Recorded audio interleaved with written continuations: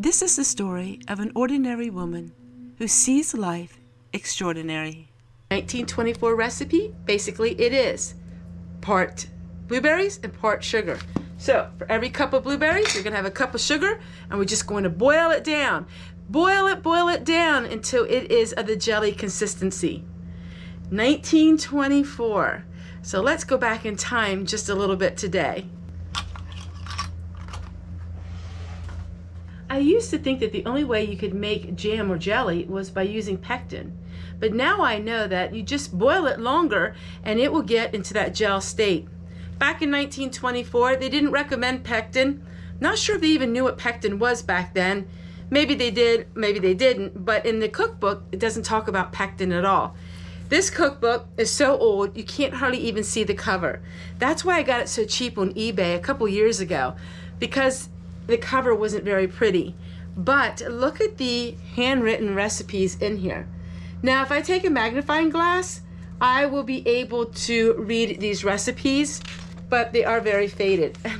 Looks like the cookbook's seen some better days, that's for sure. But the Modern Priscilla Cookbook, 1,000 recipes tested and proved by the Priscilla Proving Plant. All right, everyone, I go get my thermometer, and so I can test the temperature of the jam, and then I will show you what we do next. I'm going to be trying out a few of these really cool canning lids, and they say homemade on them. I'm only going to try 3 of them just to make sure they seal, but they are super duper cute. My go-to is always ball. I like the ball, but I'm going to try these and see if they seal. It is only jam and jelly. I wouldn't recommend using something like this for pressure canning. Because we're not pressure canning, you want to make sure that you soak your lids in hot water. If you are pressure canning, you don't need to follow this step. At least that's not recommended anymore. I know, everything always changes.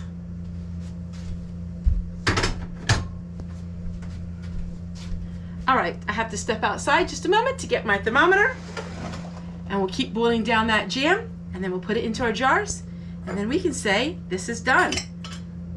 So taking the fruit out of the freezer, eliminating the freezer, using the food for storage area is a win-win.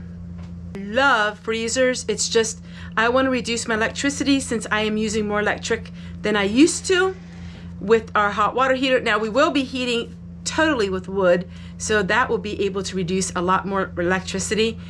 I have an old home. I really want to be careful about my electric, the way I consume it, and it saves money, and you just never know. Never know what tomorrow's going to hold, especially in these days. I'm using a very old canner. Now this was Grandma's, and of course on the inside of it that is a newer rack, but you can tell that the canner is extremely old. I love her canner, and I use it just about every season. And now we're just going to boil it and boil it and boil it. It's going to take quite a while, but it saves you so much money because you don't have to buy pectin. All right, the jam is almost finished. It's at 205 degrees. I want it to get up to 212. When it gets to that, then we're going to go ahead and we're going to put it in our jars. We will water bath can this for 10 minutes. That means when the water bath is boiling, you count 10 minutes, and that's all you need to do.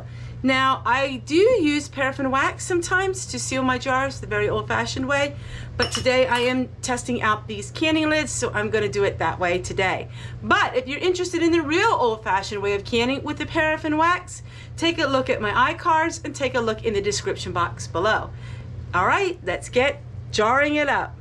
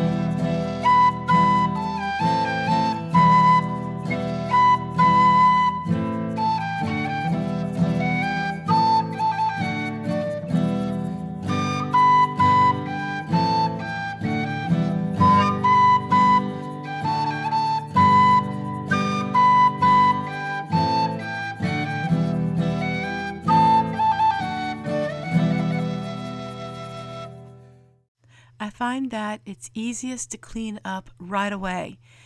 This jam, when it gets setting, it's almost impossible to clean. So I try to rinse and wash everything as soon as I'm done using it. And lots of empty jars that are ready to be stored away for the next time. So one thing I learned is with canning, you can do things the old-fashioned way. It takes a lot more time, but then it saves you a lot of money. So if time is something that you have plenty of and you don't have much money, then use these old cookbooks and learn how to can the old-fashioned way. So not using pectin meant it took me probably an hour and 20 minutes longer to can up this jam, but then it saved me about $6. The jar lids sealed amazing, and I think they're just so pretty for gifts. They're not the cheapest, but they're not the most expensive either. And so I will be using them. It comes in a sleeve of 50 of them, and there's so many different decorations they have. I did get them on Amazon. Well, my friends, thank you so much for watching another episode of Homestead Tessie from Dew Valley. I'm going to be sharing with you at the end of my videos different sights, sounds of the area in which I live. I will be filming anywhere from 5 minutes to about 20 minutes of the landscape of where I live. I'm really excited to be working with a drone operator who has a lot of footage that he's able to share with me. Enjoy!